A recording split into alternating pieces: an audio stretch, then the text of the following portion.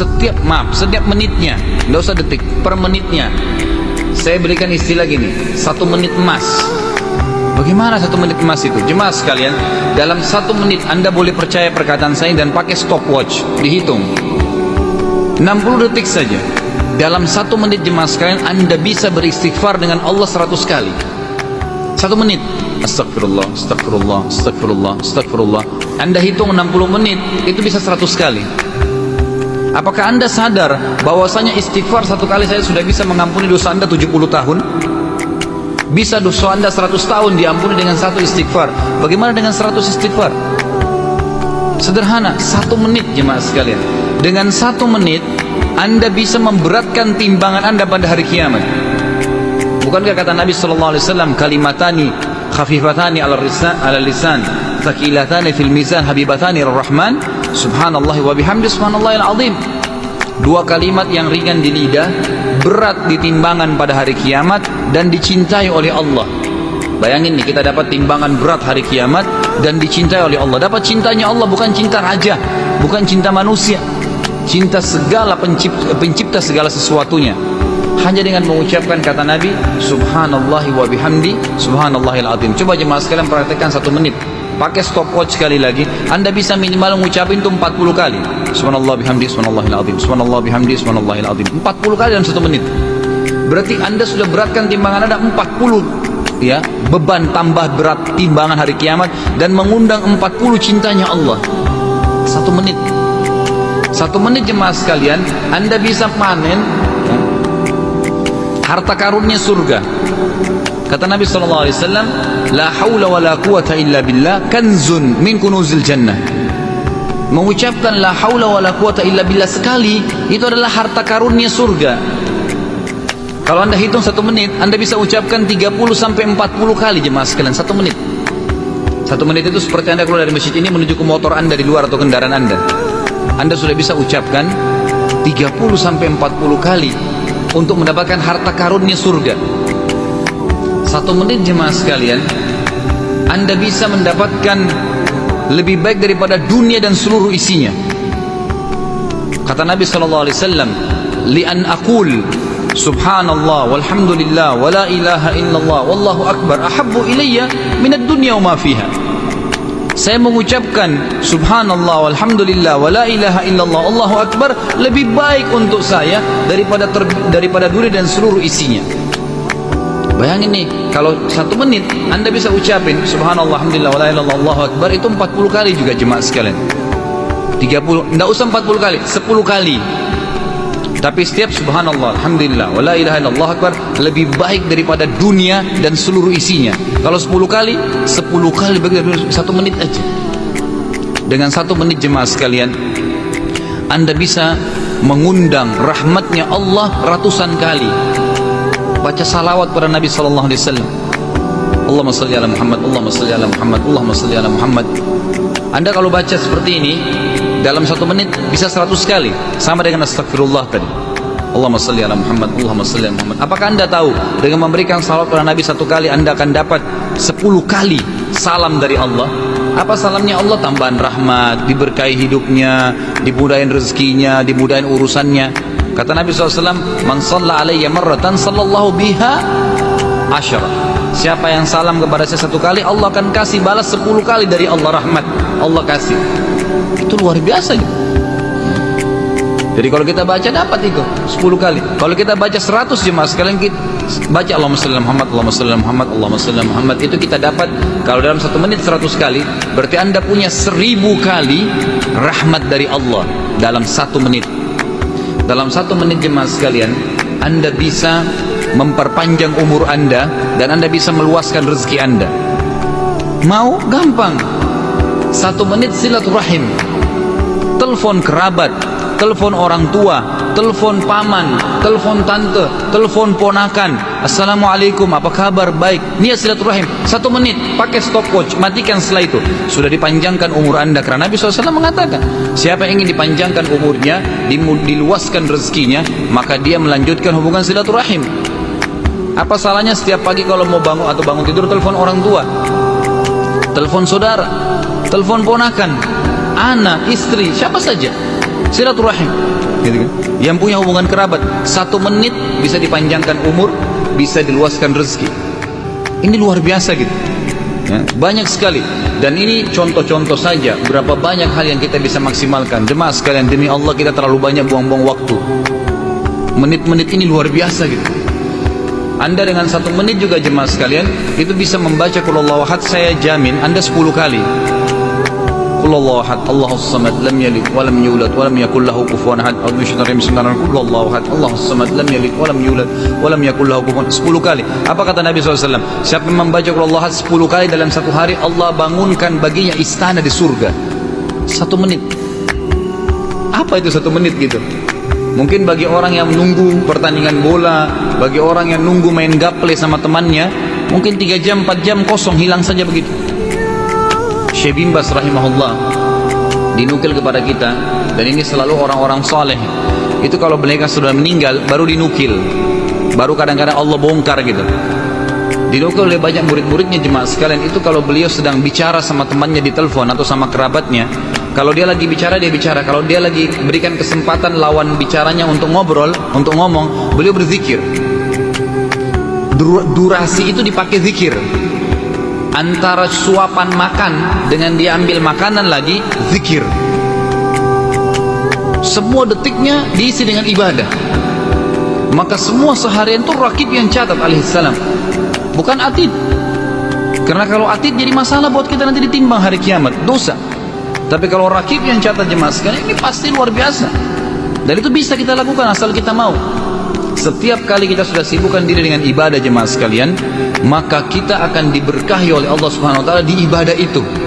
Maksudnya begini, Utsman radhiyallahu anhu, Utsman bin Affan jemaah sekalian, rahimakumullah, itu beliau bisa mengkhatam Quran sehari sekali.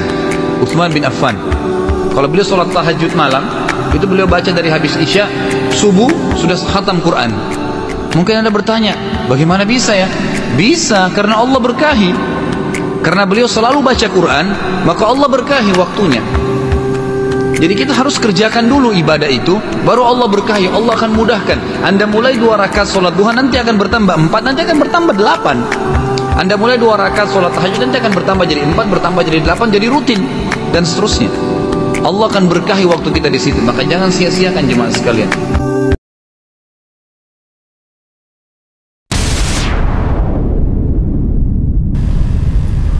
Ustaz, Anda mau tanya, tadi Ustaz menyebutkan bahwa sesama muslim tidak boleh mencela, merampas harta orang muslim. Tapi Anda mempunyai kerabat yang suka sekali membuka aib dan menyebarkan aib keluarga Anda kepada orang-orang.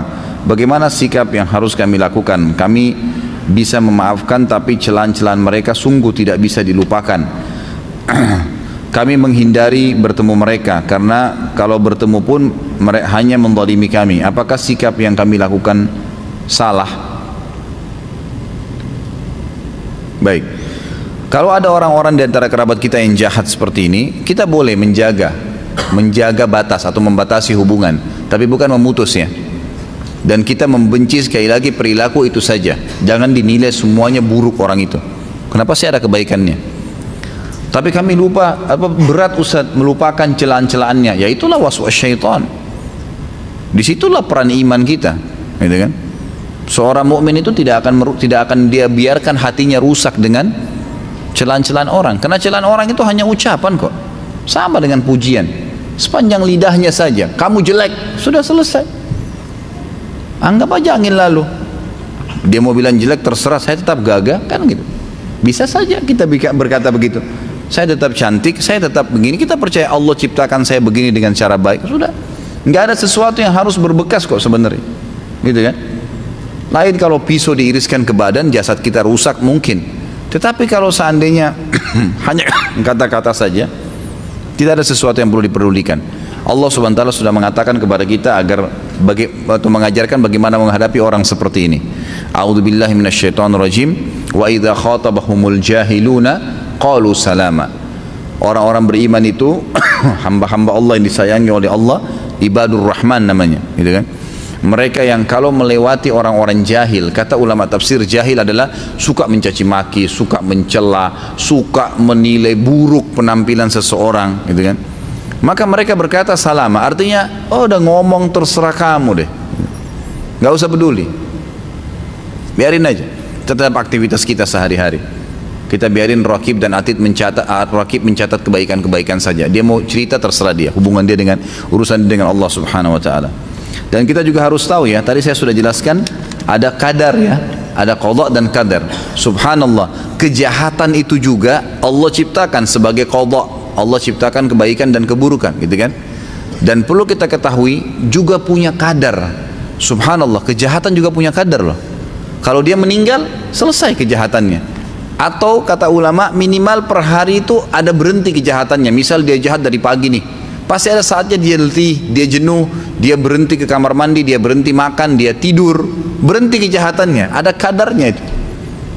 Kadang-kadang Allah SWT malah menghukum dia kalau dia sudah berlebihan. Mungkin dia meninggal tiba-tiba, mungkin dia jatuh, mungkin dia ini, mungkin dia itu, banyak hal. Jadi nggak usah terlalu khawatir. Kita punya Tuhan Allah SWT dan semua sudah sesuai dengan kadarnya. Ada saatnya dia akan berhenti. Dan pada saat sekarang Anda akan mendapatkan pahala sabar. Ingat ya, pahala amal yang besar sekali adalah sabar.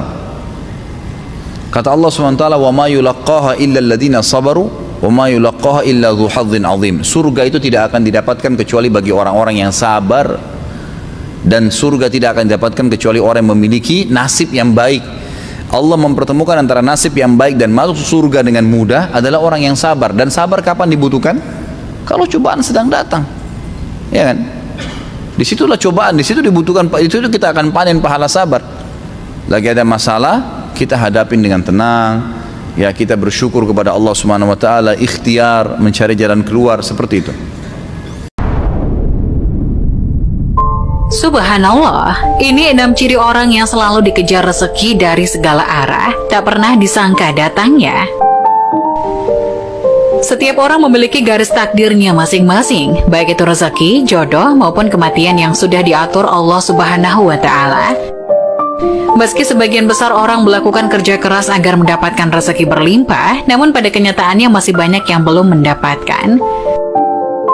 Di sisi lain ada beberapa golongan yang justru dikejar rezeki dari manapun asalnya, atau kita menyebutnya sebagai orang yang dijamin rezekinya. Sebagaimana yang dijelaskan dalam Al-Quran surat At-Talaq ayat 3, Allah Subhanahu wa Ta'ala berfirman, "Dan memberinya rezeki dari arah yang tiada disangka-sangka, dan barang siapa yang bertawakal kepada Allah, niscaya Allah akan mencukupkan keperluannya. Sesungguhnya Allah melaksanakan urusan yang dikehendakinya. Sesungguhnya Allah telah mengadakan ketentuan bagi tiap-tiap sesuatu." Dari ayat tersebut sudah dijelaskan bahwa barang siapa yang bertawakal kepadanya, niscaya Allah akan memberikan jalan keluar. Bahkan rezeki dari segala arah yang tak pernah disangka-sangka datangnya. Di mana ada 6 ciri orang yang selalu dikejar-kejar rezeki. 1. Orang yang suka bersedekah. Seperti yang kita tahu, bersedekah merupakan hal yang sangat terpuji. Karena dengan memberikan sedikit harta dari penghasilan kita secara tidak langsung, kita telah membantu banyak orang. Doa orang yang teraniaya sangatlah mustajab di hadapan Allah Subhanahu wa Ta'ala. Sudah diketahui, apabila kita bersedekah dengan ikhlas, maka Allah Subhanahu wa Ta'ala akan mengganti berlipat-lipat di dunia maupun di akhirat kelak. Ini sudah dijelaskan dalam Al-Quran surat Al-Baqarah ayat 261. 2. Orang yang gemar bersyukur. Sudah tidak dipungkiri lagi bahwasanya apabila kita selalu bersyukur setiap saat, baik ketika mendapat rezeki, bisa rezeki yang berupa harta benda, kesehatan, atau bahkan dalam kondisi diuji dengan sakit pun kita harus bersyukur. Insya Allah, Allah Subhanahu wa Ta'ala akan menambah nikmat kita dan dengan kuasanya akan mengangkat penyakit dalam diri kita. Dalam Al-Quran surat Ibrahim ayat 7, Allah Subhanahu wa Ta'ala berfirman, "Hai, dan ingatlah juga tatkala Tuhanmu memaklumkan. Sesungguhnya jika kamu bersyukur, pasti kami akan menambah nikmat kepadamu. Dan jika kamu mengingkari nikmatku, maka sesungguhnya azabku sangat pedih." Dari ayat di atas sudah jelas dikatakan bahwa barang siapa yang sering mensyukuri nikmat yang diberikan Allah, maka Allah akan menambah nikmat. Akan tetapi jika kita mengingkari nikmat yang diberikan Allah, maka Allah akan menurunkan azab yang sangat pedih. 3. Orang yang membaca Al-Quran terutama surat Al-Waqi'ah. Surat Al-Waqiah memang dikenal memiliki keutamaan dalam hal mendatangkan rezeki atau nikmat. Dalam ilmu hadis disebutkan bahwa kita sangat dianjurkan untuk mengajarkan surat Al-Waqiah kepada istri atau keluarga serta anak-anak. Karena surat tersebut merupakan surat yang mampu menderaskan rezeki bagi siapapun yang mengamalkannya. 4. Orang yang sering beristighfar. Perlu diketahui, istighfar merupakan salah satu usaha batiniah kita untuk memohon ampunan kepada Allah atas segala dosa yang diperbuat. Lalu apa hubungannya dengan selalu dikejar rezeki? Orang yang selalu beristighfar dalam kondisi apapun secara tidak langsung dapat membersihkan hatinya dari segala dosa dan kesalahan. Ketika hati kita bersih, maka kemungkinan besar rezeki yang diberikan Allah Subhanahu wa Ta'ala bisa sampai kepada kita. Dalam Al-Quran surat Hud ayat 3, Allah Subhanahu wa Ta'ala berfirman, "Hendaklah kamu meminta ampun kepada Tuhanmu dan bertobat kepadanya. Jika kamu mengerjakan yang demikian, niscaya Dia akan memberi kenikmatan yang baik terus-menerus kepada kita sampai kepada waktu yang telah ditentukan. Dan Dia akan memberikan kepada tiap-tiap orang yang mempunyai keutamaan atau balasan keutamaannya. Jika kamu berpaling, maka sesungguhnya aku takut kamu akan ditimpa siksa hari kiamat." Oleh karena itu, marilah kita semua memulai kebiasaan untuk terus beristighfar supaya hati menjadi bersih dan mendapatkan nikmat yang Allah janjikan. Karena Allah Subhanahu wa Ta'ala menyukai orang-orang yang berhati bersih. 5. Orang yang suka berdoa dan selalu berusaha. Bisa dibilang berdoa dan berusaha merupakan satu paket yang tidak bisa dipisahkan. Ketika kita meminta sesuatu kepada Allah Subhanahu wa Ta'ala, karena sangat mustahil orang yang hanya berdoa saja tanpa berusaha akan mampu mendapatkan apa yang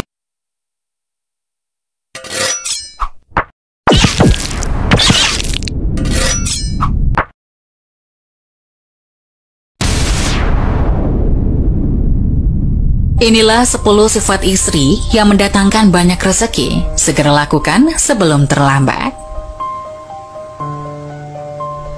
Sifat dan amal istri ternyata bisa menjadi penolong seorang suami ketika mengalami kesulitan.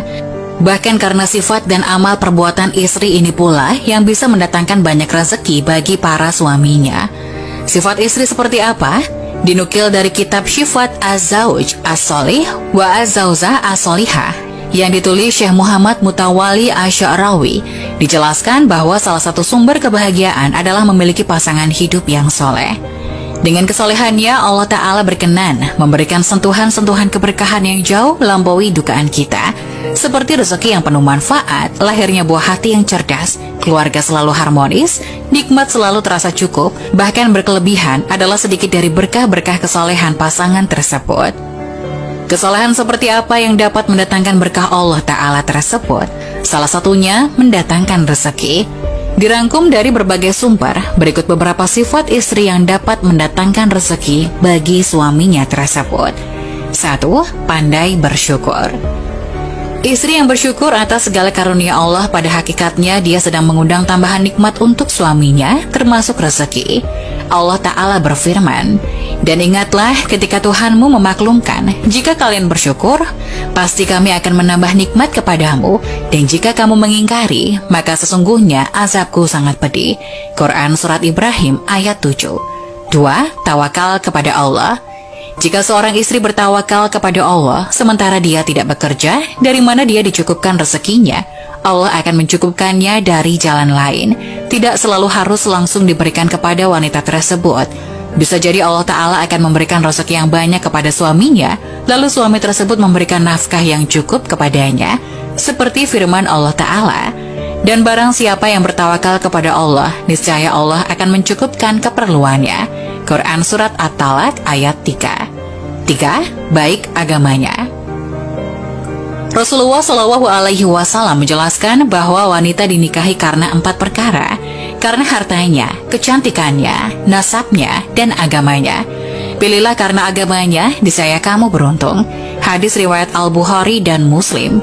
Beruntung itu beruntung di dunia dan di akhirat. Beruntung di dunia, salah satu aspeknya adalah dimudahkan mendapatkan rezeki yang halal. 4. Banyak beristighfar. Di antara keutamaan istighfar adalah mendatangkan rezeki. Hal itu bisa dilihat dalam surat Nuh ayat 10 hingga 12, bahwa dengan memperbanyak istighfar, Allah akan mengirimkan hujan dan memperbanyak harta. Maka aku katakan kepada mereka, mohonlah ampun kepada Tuhanmu. Sesungguhnya Dia adalah Maha Pengampun. Niscaya Dia akan mengirim hujan kepadamu dengan lebat, memperbanyak harta dan anak-anakmu, mengadakan untukmu kebun-kebun dan mengadakan pula di dalamnya sungai-sungai untukmu. Quran Surat Nuh ayat 10 hingga 12. 5. Gemar silaturahim. Istri yang gemar menyambung silaturahim baik kepada orang tuanya, mertuanya, sanak familinya, dan saudari-saudari seakidah. Pada hakikatnya ia sedang membantu suaminya memperlancar rezeki. Sebab keutamaan silaturahim adalah dilapangkan rezekinya dan dipanjangkan umurnya. 6. Suka bersedekah. Istri yang suka bersedekah, dia juga pada hakikatnya sedang melipat gandakan rezeki suaminya. Sebab salah satu keutamaan sedekah, sebagaimana disebutkan dalam surat Al-Baqarah, akan dilipat gandakan Allah hingga 700 kali lipat. Bahkan hingga kelipatan lain sesuai kehendak Allah. Jika istri diberi nafkah oleh suaminya, lalu sebagiannya ia gunakan untuk sedekah, mungkin tidak langsung dibalas melaluinya, namun bisa jadi dibalas oleh suaminya. Jadilah pekerjaan suaminya lancar, rezekinya berlimpah. 7. Bertakwa. Orang yang bertakwa akan mendapatkan jaminan rezeki dari Allah Subhanahu wa Ta'ala. Bahkan dia akan mendapatkan rezeki dari arah yang tak disangka-sangka. Sebagaimana firman Allah, barang siapa bertakwa kepada Allah, niscaya Dia akan mengadakan jalan keluar baginya dan memberikan rezeki dari arah yang tidak disangka-sangka. Quran Surat At-Talaq ayat 2 dan 3. 8. Selalu mendoakan suaminya. Jika seseorang ingin mendapatkan sesuatu, ia perlu mengetahui siapakah yang memilikinya. Ia tidak bisa mendapatkan sesuatu tersebut melainkan dari pemiliknya. Rezeki sebenarnya adalah pemberian dari Allah Azza wa Jalla. Dialah yang Maha Pemberi rezeki. Maka jangan hanya mengandalkan usaha manusiawi, namun perbanyaklah berdoa memohon kepadanya.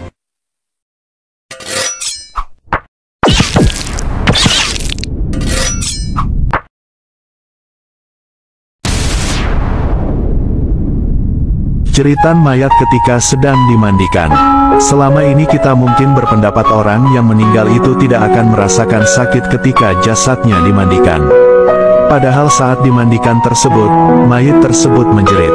Diceritakan oleh Aisyah, ketika itu ia tengah menunggu suaminya Rasulullah kembali ke rumah. Ia mengucapkan salam dan kemudian berdiri untuk menyambut sang Nabi kecintaan Allah tersebut. Duduklah di tempatmu, tidak usah berdiri wahai Ummul Mukminin, begitu ucap Rasulullah. Rasulullah kemudian turut duduk bersama Aisyah dan kemudian meletakkan kepalanya di pangkuan istrinya tersebut. Aisyah lantas mencari uban pada jenggot Rasulullah dan menemukan 19 helai rambut yang sudah memutih. Aisyah kemudian berpikir dalam hatinya, sesungguhnya baginda akan meninggalkan dunia ini sebelum aku, sehingga tetaplah satu umat yang ditinggalkan oleh nabinya. Maka ia pun menangis sehingga mengalir air matanya jatuh menitis pada wajah baginda Rasulullah. Sadar terkena tetesan air mata istrinya, Rasulullah pun kemudian terbangun dari tidurnya. Wahai Ummul Mukminin, apa yang membuatmu menangis? Tutur Rasulullah. Aisyah kemudian menceritakan apa yang ia rasakan setelah melihat uban-uban Rasulullah tersebut. Tahukah kamu, kondisi apakah yang paling menyusahkan bagi mayit? Kata Rasulullah, tidak ada kondisi yang paling menyusahkan atas diri mayit dari saat keluar dari rumahnya, anak-anak yang ditinggalkan berada di belakangnya, serta menangisinya, kata Rasulullah. Itu memang menyakitkan, tapi masih ada lagi yang jalan pedih dari itu, sahut Rasulullah. Tidak ada kondisi yang lebih berat atas diri mayit dari saat dia dimasukkan dalam liang lahat dan dikubur di bawah tanah, para kerabat, anak dan istrinya meninggalkannya pulang.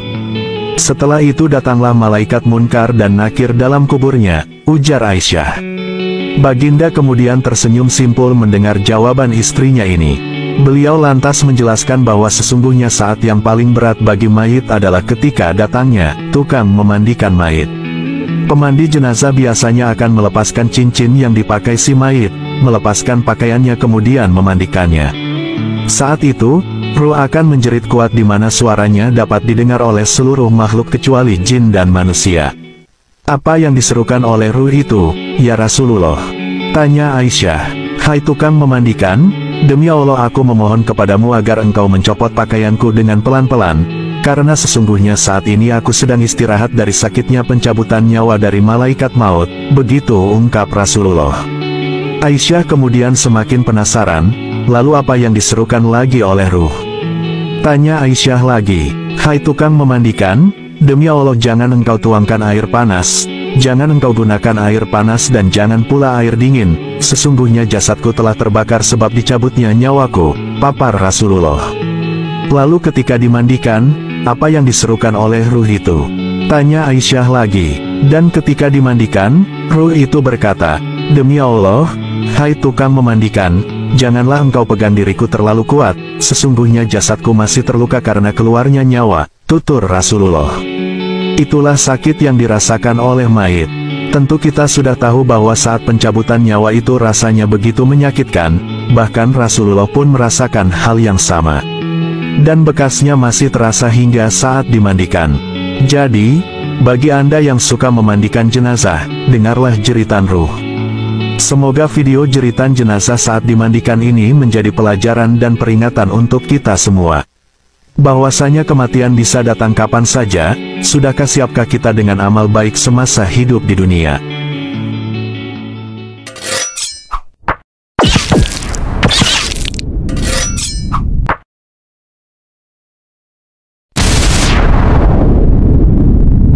Kata siapa anak yang tidak berhijab dosanya ditanggung oleh orang tuanya. Kata siapa juga istri yang tidak berhijab akan ditanggung oleh suaminya. Ini adalah pernyataan yang salah dan diamini oleh masyarakat kita di Indonesia selama bertahun-tahun.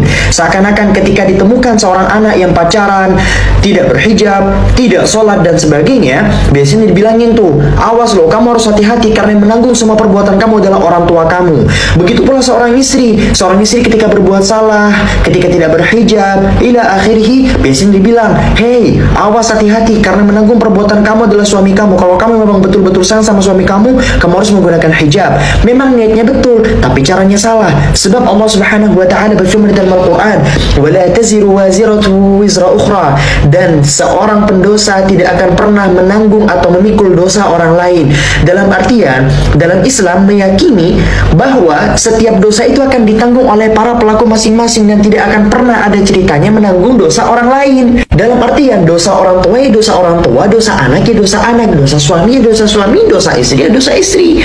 Nanggung masing-masing, bos. Namun Rasulullah SAW bersabda, "Ala wa kullukum ra'in wa kullukum mas'ulun 'an ra'iyatihi." Ketahuilah bahwasanya setiap dari kalian adalah pemimpin dan kalian akan dimintai pertanggungjawaban terhadap apa yang kalian mimpin.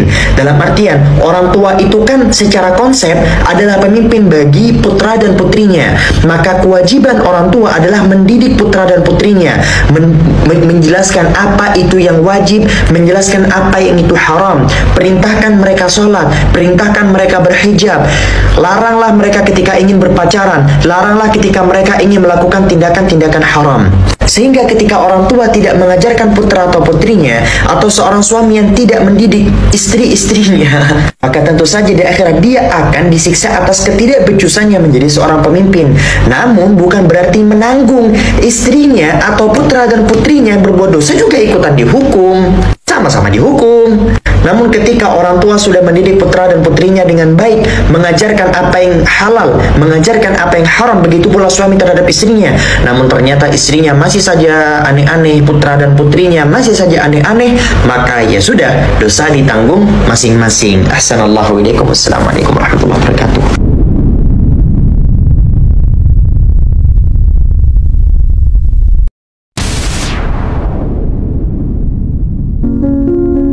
Inilah 6 dosa orang tua kepada anak yang sangat dibenci Allah. Para orang tua sering tidak sadar.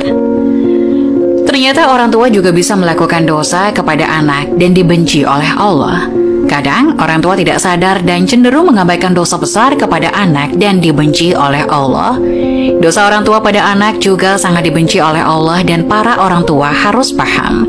Agar tidak sering melakukan dosa kepada anak, dosa besar orang tua kepada anak itu sangat dibenci oleh Allah dan sering dianggap sepele oleh para orang tua. Lalu apa saja dosa besar yang orang tua kepada anak lakukan dan dibenci oleh Allah dan sering dianggap remeh oleh para orang tua? Dijelaskan ada 6 dosa besar orang tua kepada anaknya yang sangat dibenci Allah dan jarang disadari orang tua. 1. kasar pada anak. Dosa besar orang tua kepada anak yang sangat dibenci Allah yang pertama, bersikap kasar terhadap anak. Para orang tua jangan sampai memaki anak dengan sebutan buruk dan tidak sesuai dengan namanya. Hendaknya para orang tua menasihati anak dengan lemah lembut dan penuh kasih sayang. Rasulullah Shallallahu Alaihi Wasallam bersabda, sesungguhnya kalian akan dipanggil pada hari kiamat dengan nama-nama kalian dan nama ayah kalian, maka perbaikilah nama kalian. Hadis riwayat Abu Dawud nomor 4277. 2. Pilih kasih terhadap anak. Sikap pilih kasih yang dilakukan orang tua kepada anak termasuk dosa besar yang sangat dibenci Allah. Para orang tua jangan sampai bersikap baik hanya kepada salah satu anak saja, sedangkan anak lainnya terabaikan. Dalam hadis sahih yang diriwayatkan oleh Imam Muslim dijelaskan bahwa Nu'man bin Bashir pernah bercerita, ayahku menginfakkan sebagian hartanya untukku. Ibuku Amrah bin Rawahah kemudian berkata, saya tidak suka engkau melakukan hal itu sehingga menemui Rasulullah. Ayahku kemudian berangkat menemui Rasulullah Shallallahu Alaihi Wasallam sebagai saksi atas sedekah yang diberikan kepadaku. Rasulullah berkata kepadanya, apakah engkau melakukan hal ini kepada seluruh anak-anakmu? Ia berkata tidak. Rasulullah berkata, bertakwalah kepada Allah dan berlaku adillah kepada anak-anakmu. Ayahku kemudian kembali dan menarik lagi sedekah itu. Hadis riwayat Muslim dalam kitab Al-Hibat, hadis nomor 3055. 3. Membanding-bandingkan anak. Kebiasaan orang tua terhadap anaknya yang dianggap sepele, padahal itu termasuk dosa besar dan sangat dibenci Allah. Para orang tua sering membanding-bandingkan anaknya. Sikap ini akan menimbulkan perasaan rendah diri pada anak yang lain. Apalagi jika yang dibandingkan orang tua sesuatu di luar kemampuan anak atau justru kelemahan si anak. Orang tua harus paham setiap anak memiliki kelebihannya masing-masing dan jangan dibanding-bandingkan. 4. Mengekang kebebasan anak. Jangan sampai para orang tua mengekang kebebasan anak, karena itu merupakan dosa yang sangat dibenci Allah. Membiarkan anak bermain adalah salah satu hal yang sangat penting dalam masa pengenalan lingkungan dan menemukan jati dirinya. Yang terpenting adalah tetap harus diberikan arahan mana yang baik dan mana yang kurang baik. Hal tersebut akan menjadikan si anak mampu bergaul dan mendapatkan pelajaran penting mengenai perbedaan. Hindari kekhawatiran yang berlebihan terhadap anak dan harus menjaga keterbukaan anak terhadap orang tua. Hal ini penting ketika anak ada masalah, bisa menyelesaikannya bersama orang tua. 5. Berkata buruk pada anak. Orang tua harus paham setiap ucapan yang keluar dari mulut bisa menjadi doa bagi anak. Hal ini sering tidak disadari oleh para orang tua, di mana sering berkata buruk kepada anak ketika sang anak tidak patuh. Abu Hurairah radhiyallahu anhu berkata, Rasulullah Shallallahu Alaihi Wasallam bersabda, ada 3 doa yang dikabulkan: doa orang yang dianiaya, doa musafir, doa keburukan orang tua atas anaknya. Hadis riwayat Tirmizi nomor 1828. Untuk itu pada saat menasihati anak akan lebih baik jika memberikan perumpamaan dan saran, lalu kembalikan kepada si anak supaya menentukan pilihan. 6. Tidak memberikan pendidikan kepada anak. Orang tua memiliki kewajiban untuk mendidik anak, bukan hanya pendidikan di sekolah, tapi juga pendidikan yang menyangkut segala aspek kehidupan. Misalnya saja pendidikan adab, etika, atau moral, pendidikan agama, dan pendidikan lainnya yang bermanfaat bagi anak. Jika orang tua mengabaikan pendidikan kepada anak, maka bisa dikatakan anak tersebut layaknya anak yatim, padahal masih mempunyai kedua orang tua. Bekal pendidikan penting diberikan kepada anak untuk bekal di masa depan, baik dunia maupun akhirat. Inilah 5 tanda-tanda Allah sayang kepada kita. Apakah kamu sudah merasakannya? Tak ada kebahagiaan yang paling diimpikan oleh manusia selain dicintai oleh Allah Subhanahu wa Ta'ala. Berbagai cara dan upaya kita lakukan agar mendapatkan ridho dari Allah, baik itu dalam ibadah, aktivitas, hingga hendak tidur selalu ingin mencari ridho Allah. Hal tersebut semata-mata kita lakukan untuk bisa mendapatkan perhatian dari Sang Khalik. Karena keutamaan ketika kita dicintai oleh Allah Subhanahu wa Ta'ala, insya Allah kita akan mendapatkan kenikmatan di dunia dan kenikmatan akhirat. Berikut menjelaskan tentang tanda-tanda Allah sayang pada kita. Rasulullah Shallallahu Alaihi Wasallam pernah bersabda, apabila Allah mencintai seorang hamba, maka Dia menyeru, Jibril, sesungguhnya Allah mencintai fulan, maka cintailah. Maka Jibril pun mencintainya. Lalu malaikat Jibril menyeru penduduk langit, sesungguhnya Allah mencintai si fulan, maka cintailah. Maka penduduk langit pun mencintainya. Setelah itu kecintaannya diteruskan kepada penduduk di bumi. Hadis riwayat Bukhari. Inilah tanda-tanda atau ciri-ciri Allah sayang kepada kita. 1. Dibukanya pintu amal soleh sebelum kematian. Rasulullah bersabda, apabila Allah menginginkan kebaikan kepada seseorang hamba, Allah akan menjadikan dia beramal. Dikatakan, apakah dijadikan beramal itu? Beliau bersabda, Allah bukakan untuknya amalan soleh sebelum meninggalnya, sehingga orang-orang yang berada di sekitarnya ridho kepadanya. Hadis riwayat Ahmad dan Al-Hakim. Dari hadis itu sudah jelas jika Allah menghendaki kebaikan pada hambanya, Allah akan menjadikan hamba tersebut beramal soleh sebelum wafat. Dan mendoakan hamba tersebut senantiasa bertobat kepada Allah Subhanahu wa Ta'ala atas kesalahannya dalam setiap nafasnya. 2. Dipercepat sanksi atau hukumannya di dunia. Rasulullah Shallallahu Alaihi Wasallam bersabda, apabila Allah menginginkan kebaikan kepada hambanya, Allah segerakan sanksi untuknya di dunia. Dan apabila Allah menginginkan kebaikan kepada hambanya, Allah akan membiarkan dosanya di dunia sampai Allah membalasnya di hari kiamat. Meski salah satu seseorang dicintai Allah adalah dipercepat sanksi di dunia, akan tetapi tidak akan kita dianjurkan untuk meminta kepada Allah agar dipercepat sanksi kita di dunia, karena belum tentu kita akan sanggup untuk menghadapinya. 3. Difahamkan dalam urusan agama. Rasulullah Shallallahu Alaihi Wasallam pernah bersabda, barang siapa yang Allah inginkan kebaikan padanya, Allah akan fakihkan ia dalam agama. Hadis riwayat Bukhari dan Muslim.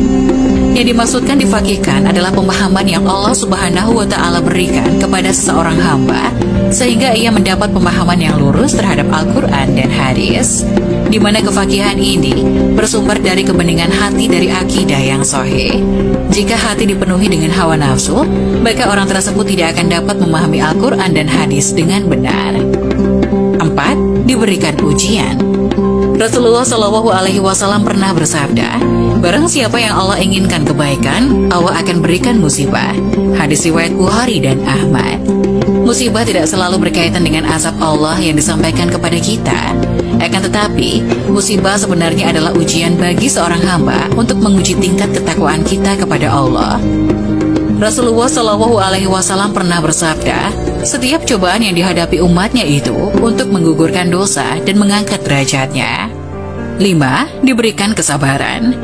Rasulullah Shallallahu Alaihi Wasallam pernah bersabda, tidaklah seseorang diberikan dengan sesuatu yang lebih baik dan lebih luas dari kesabarannya. Hadis riwayat Bukhari dan Muslim.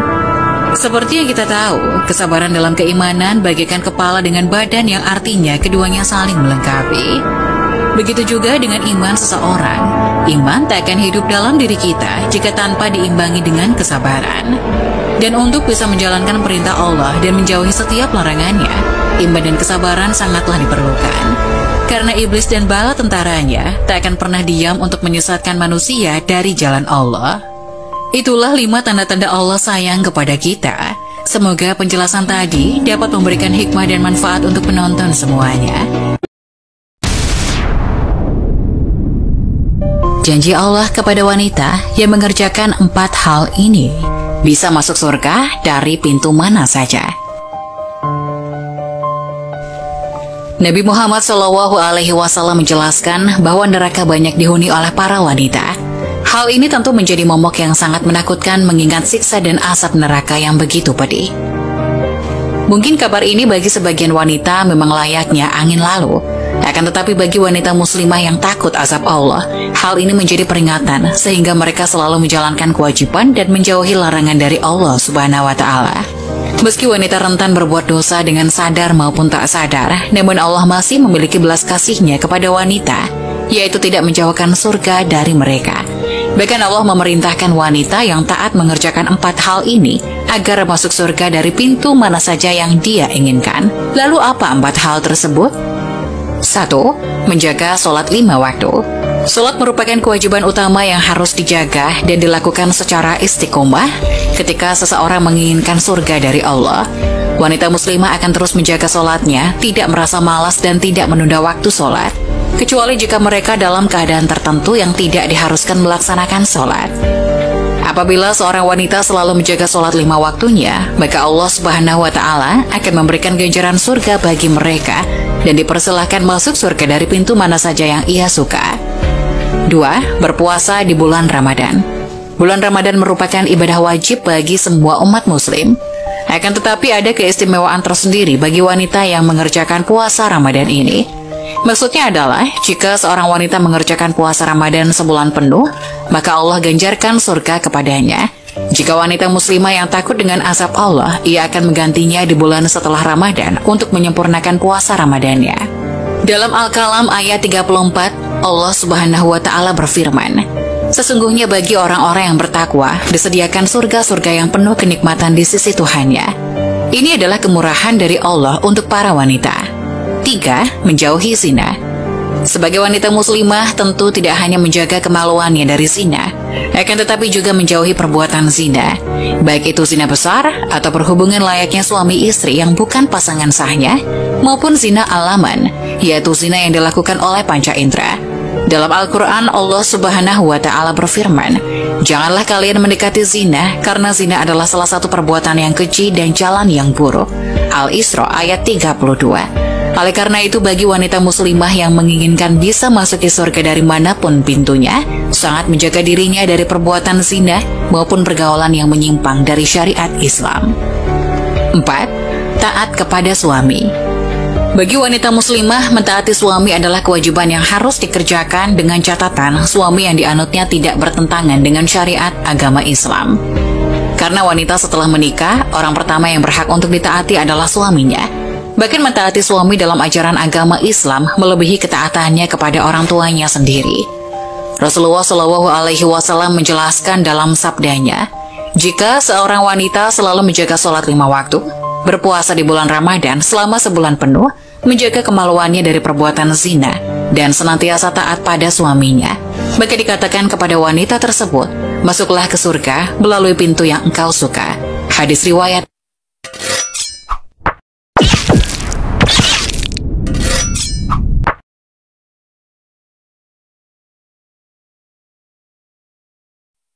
Masya Allah, 7 tanda khusus orang dapat hidayah. Salah satunya, rajin melakukan ini meski keadaan sulit sekalipun. Petunjuk atau mendapat hidayah dari Allah adalah jalan kemuliaan yang didapatkan seseorang untuk selamat dunia dan akhirat. Meski demikian, orang yang mendapatkan hidayah dari Allah tentu bukanlah orang sembarang. Dari berbagai sumber, berikut tanda atau ciri khusus orang mendapatkan hidayah dari Allah Subhanahu wa Ta'ala. 1. Mudah beribadah. Bagi orang yang mendapatkan hidayah dari Allah, tidak berat dalam melaksanakan ibadah, bahkan merasakan nikmat dan ikhlas, serta menantikan waktunya beribadah. Allah berfirman, yang artinya, padahal mereka tidak disuruh kecuali supaya menyembah Allah dengan memurnikan ketaatan kepadanya dalam menjalankan agama yang lurus. Dari surat Al-Bayyinah ayat 5. 2. Bergetar mendengar nama Allah. Orang yang mendapat hidayah dari Allah, hatinya bergetar mendengar nama Allah dan akan merasa takut, hingga bertambah kecintaannya kepada Allah Subhanahu wa Ta'ala. Sebagaimana telah Allah sebutkan dalam surat Al-Anfal ayat 2, yang artinya, sesungguhnya orang-orang yang beriman ialah mereka yang bila disebut nama Allah, gemetarlah hati mereka. Dan apabila dibacakan ayat-ayatnya, bertambahlah iman mereka, dan hanya kepada Tuhanlah mereka bertawakal. 3. Istiqomah. Selanjutnya, sifat orang yang mendapatkan hidayah dari Allah selalu beristiqomah dalam menjalankan setiap ibadah dan berusaha menjaga konsistensi ibadahnya, bahkan selalu berusaha meningkatkan kualitas ibadahnya. Allah berfirman dalam surat Ali Imran ayat 3, yang artinya, bagaimanakah kamu menjadi kafir padahal ayat-ayat Allah dibacakan kepada kamu dan Rasulnya pun berada di tengah-tengah kamu? Barang siapa yang berpegang teguh kepada Allah, maka sesungguhnya ia telah diberi petunjuk kepada jalan yang lurus. Dari Abu Ammar, dan ada yang mengatakan dari Abu Amrah, Sufyan bin Abdillah As-Saqafi radhiyallahu anhu yang berkata, aku berkata, ya Rasulullah, katakanlah kepadaku dalam Islam sebuah perkataan yang tidak aku tanyakan kepada orang selain engkau. Beliau menjawab, katakanlah aku beriman kepada Allah Azza wa Jalla, kemudian istiqomahlah. 4. Berusaha menghafal Al-Quran. Untuk orang mendapatkan hidayah dari Allah akan berusaha untuk menjadi seorang penghafal Al-Quran, meskipun pada awalnya mengalami kesulitan. Namun orang itu akan terus berusaha agar mampu menghafal sedikit demi sedikit, karena tahu bahwa Al-Quran mampu memberikan syafaat. Rasulullah Shallallahu Alaihi Wasallam bersabda, "Bacalah Al-Quran karena ia akan datang pada hari kiamat sebagai syafaat bagi syahibul Quran." Hadis riwayat Muslim 804. Semakin banyak hafalannya, maka akan semakin tinggi pula derajatnya di akhirat nanti. Rasulullah Shallallahu Alaihi Wasallam bersabda, yang artinya akan dikatakan kepada sahibul Quran di akhirat, "Bacalah dan naiklah, bacalah dengan tartil sebagaimana engkau membaca dengan tartil di dunia, karena kedudukanmu tergantung pada ayat terakhir yang engkau baca." Hadis riwayat Abu Daud 2240, disahihkan Al-Albani dalam Sahih Abi Daud. 5. Rajin sedekah. Hidayah akan membuat seseorang menjadi lebih sering melakukan atau rajin sedekah. Bahkan walau ia dalam keadaan sulit sekalipun, ia tidak akan segan menghabiskan hartanya di jalan Allah. Allah berfirman, orang-orang yang menafkahkan pada era sara atau senang, dan pada saat lara atau susah, dan orang-orang yang menahan amarahnya dan memaafkan kesalahan orang lain, Allah menyukai orang-orang yang berbuat kebajikan. Quran Surat Ali Imran ayat 134. 6. Menjauhi maksiat. Orang yang mendapatkan hidayah sadar bahwa segala amalan yang akan hilang dan sia-sia jika ia mendekati maksiat. Maka dari itu ia harus menjaga betul-betul setiap perbuatannya agar tidak terjatuh dalam kemaksiatan. Allah berfirman, "Apa saja nikmat yang kamu peroleh dari Allah, dan apa saja bencana yang menimpamu, maka dari kesalahan dirimu sendiri." Quran Surat 4 ayat 79. 7. Selalu memperbarui taubat. Hidayah tentu hanya datang pada mereka yang bertobat, dan mereka akan selalu memperbarui taubatnya. Istighfar adalah makanan mereka setiap hari. Allah berfirman, "Mohonlah ampun kepada Tuhanmu, sesungguhnya Dia Maha Pengampun." Quran Surat Nuh ayat 10. Bahkan meskipun ia telah melakukan banyak amalan, ia akan terus bertobat karena takut dosa terlalu banyak di masa lalu. Itulah 7 tanda atau ciri khusus orang yang mendapatkan hidayah dari Allah SWT.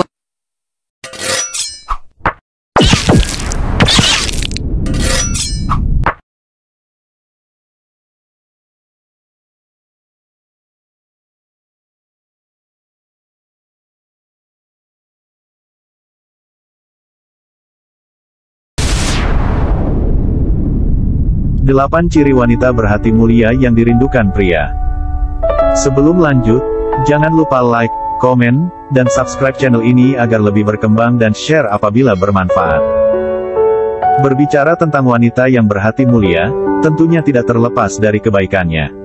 Kesucian hatinya, ucapan dan perbuatannya pun selalu memancarkan sebuah kebaikan. Bahkan ada juga yang menggambarkan kalau wanita berhati mulia itu mempunyai paras yang cantik bagaikan bidadari. Kecantikan wajah seorang wanita, tentunya tidak menjamin kalau wanita tersebut berhati mulia. Karena fisik bukanlah sebuah jaminan yang sesungguhnya kalau seseorang itu berhati mulia. Wanita berhati mulia, tentunya menjadi wanita idaman para pria. Akan tetapi, tidak bisa dipungkiri kalau di zaman seperti sekarang ini sangatlah sulit menemukannya. Untuk itu, ada beberapa ciri wanita yang berhati mulia yang diidamkan dan dirindukan para pria. Yang pertama yaitu, bersikap ramah. Dalam kesehariannya, wanita berhati mulia selalu bersikap ramah pada siapa saja yang ditemuinya tanpa memandang status sosial. Kehadirannya dapat membuat segalanya jadi lebih menyenangkan. Yang kedua yaitu, pribadi yang pemaaf. Tidak mudah untuk memaafkan orang lain yang sudah berbuat salah dan menyakiti kita. Akan tetapi, berbeda dengan wanita yang berhati mulia. Ia begitu mudah memaafkan orang lain yang telah berbuat salah kepadanya. Ia selalu berlapang dada untuk memaafkan orang lain. Bahkan tetap menjalin silaturahmi dengan baik. Yang ketiga yaitu, selalu membantu orang lain dengan tulus dan ikhlas. Kebaikan hatinya yang selalu membantu orang lain dengan tulus dan ikhlas, tentunya membawa manfaat bagi semua orang. Wanita yang berhati mulia, mudah tersentuh hatinya untuk selalu membantu orang yang sedang membutuhkan. Semua itu ia lakukan tanpa mengharapkan imbalan ataupun pujian dari orang lain. Bahkan ia selalu melakukannya dengan senang hati dan semaksimal mungkin. Yang keempat yaitu, tidak pernah menyakiti orang lain. Wanita yang berhati mulia, selalu berhati-hati dalam menjaga sikap, perbuatan maupun ucapannya saat berinteraksi dengan orang lain. Hubungan baik dengan orang lain, selalu dijaganya jangan sampai ada orang yang tersakiti karena dirinya. Yang kelima yaitu, selalu menjauhi sifat iri dan dengki. Tidak sedikit wanita yang mempunyai sifat iri dan dengki melihat keberhasilan orang lain. Bahkan, senang melihat orang lain kesusahan ataupun menderita.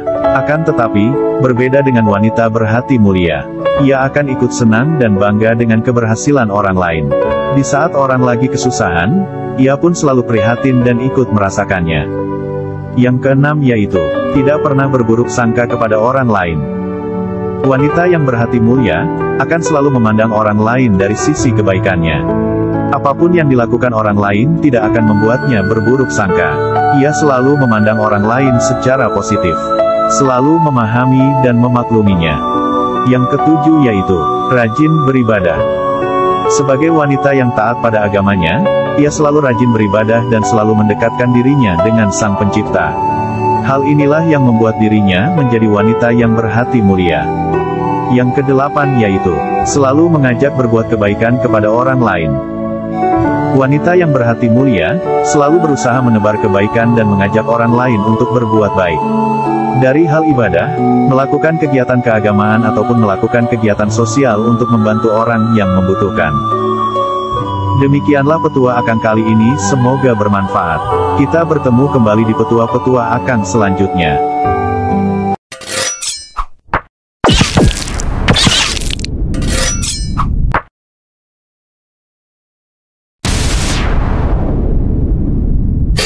Kata Nabi SAW dalam Sahih Muslim, Inna Allah yuhibbul abda taqiyal ghaniyal khafi. Sungguhnya Allah mencintai seorang hamba yang bertakwa, al-ghani yang merasa cukup, al-khafi yang menyembunyikan dirinya, tidak suka tampil.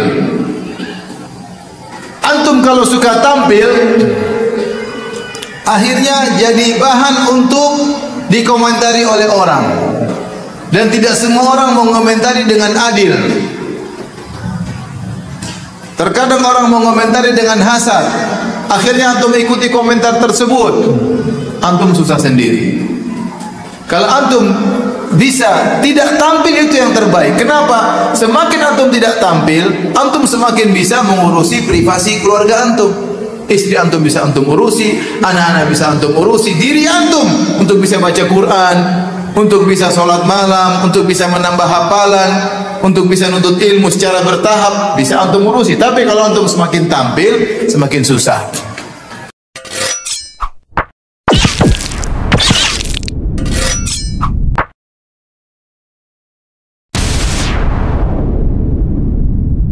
Siapa yang mengutangkan seseorang, misal dia utangkan 10 juta, jatuh tempo sebulan, selama masa waktu menunggu pembayaran itu, setiap hari dia seperti bersedekah sejumlah itu.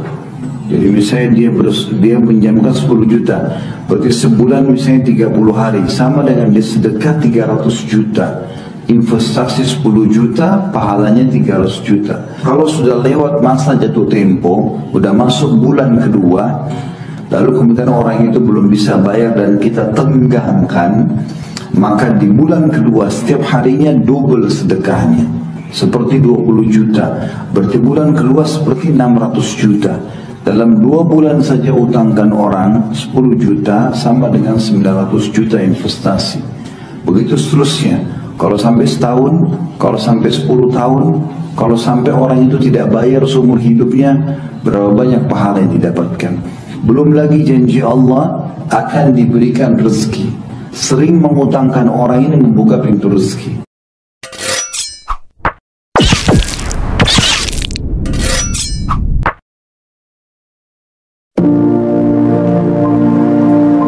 Aku sudah pernah merasakan semua kepahitan dalam hidup, dan yang paling pahit ialah berharap kepada manusia. Ali bin Abi Thalib.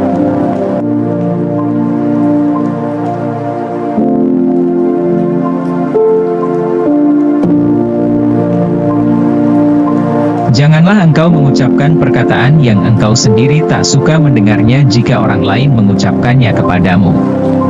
Ali bin Abi Thalib.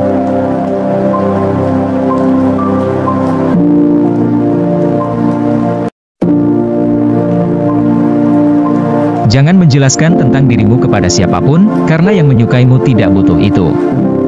Dan yang membencimu tidak percaya itu. Ali bin Abi Thalib.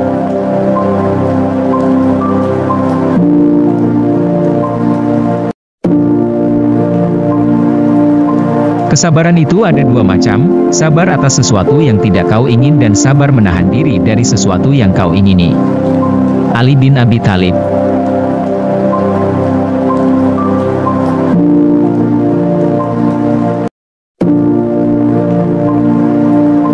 Ketahuilah bahwa sabar, jika dipandang dalam permasalahan seseorang adalah ibarat kepala dari suatu tubuh. Jika kepalanya hilang maka keseluruhan tubuh itu akan membusuk.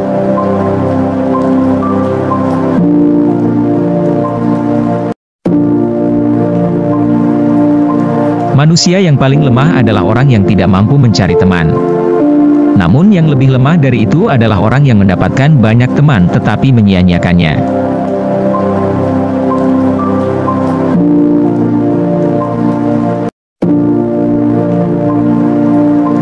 Kezaliman akan terus ada, bukan karena banyaknya orang-orang jahat, tapi karena diamnya orang-orang baik.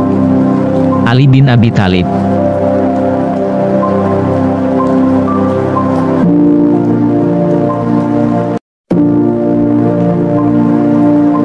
Bila kau cemas dan gelisah akan sesuatu, masuklah ke dalamnya sebab ketakutan menghadapinya lebih mengganggu depa sesuatu yang kau takuti sendiri.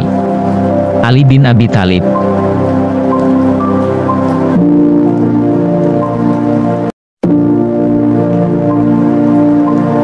Berpikirlah positif, tidak peduli seberapa keras kehidupanmu. Ali bin Abi Thalib.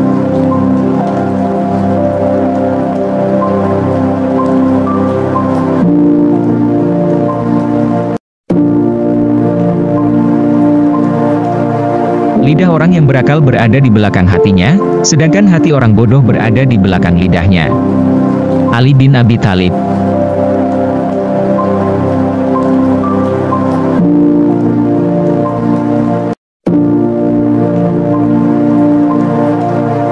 Jangan membenci siapapun, tidak peduli berapa banyak mereka bersalah padamu. Ali bin Abi Thalib.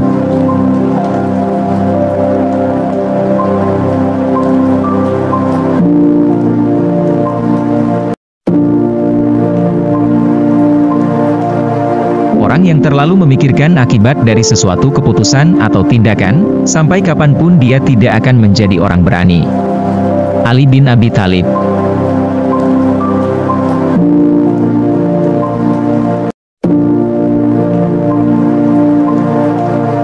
Bila sikap lemah lembut hanya mengakibatkan timbulnya kekerasan, maka kekerasan adalah suatu bentuk kelembutan hati. Ali bin Abi Thalib.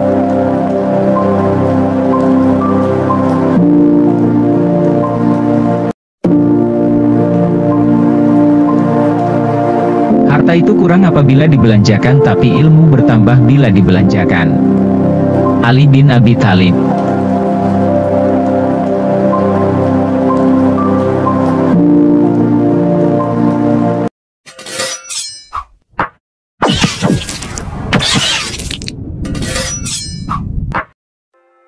Berikut adalah kata-kata bijak.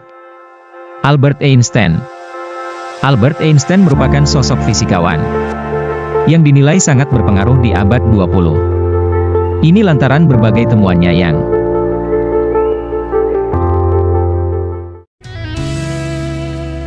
berusahalah untuk tidak menjadi manusia yang berhasil, tapi berusahalah menjadi manusia yang berguna.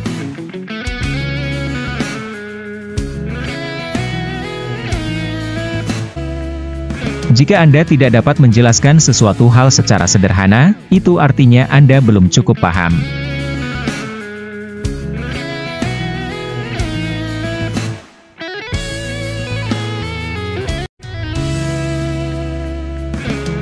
Ilmu pengetahuan tanpa agama adalah pincang.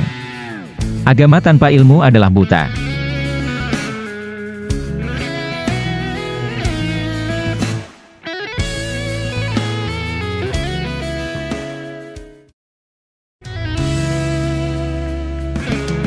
Orang yang terlalu banyak membaca dan terlalu sedikit memakai otak akan jatuh kepada kebiasaan malas berpikir.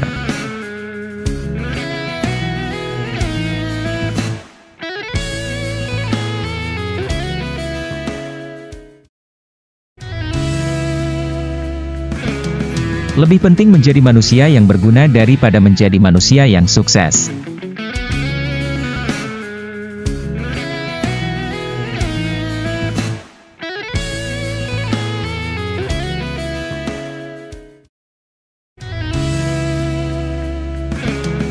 Tanda sejati dari kecerdasan adalah bukan pengetahuan tapi imajinasi.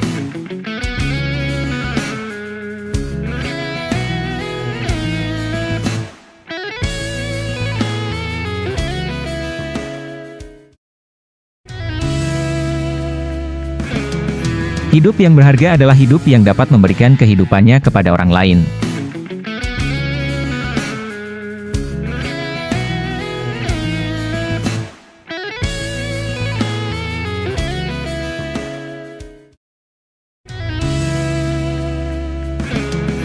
Imajinasi lebih penting daripada pengetahuan. Pengetahuan terbatas, sedangkan imajinasi seluas langit dan bumi.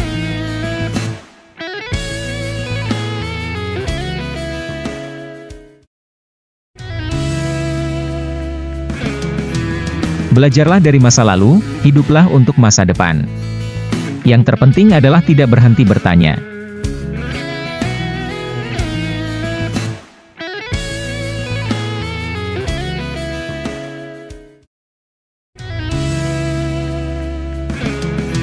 Belajar dari kemarin, hidup untuk hari ini, berharap untuk besok. Yang penting jangan sampai berhenti bertanya.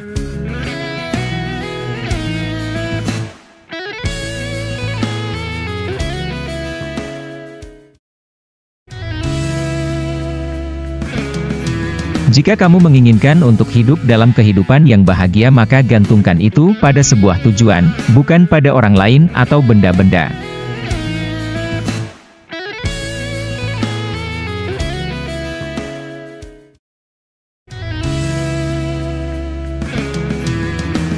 Satu-satunya sumber pengetahuan adalah pengalaman.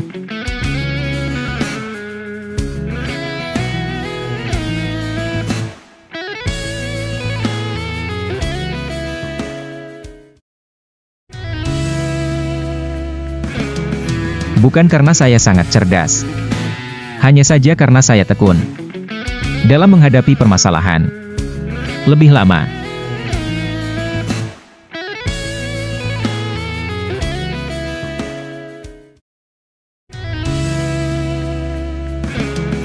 Siapapun yang tidak pernah melakukan kesalahan tidak pernah mencoba sesuatu yang baru.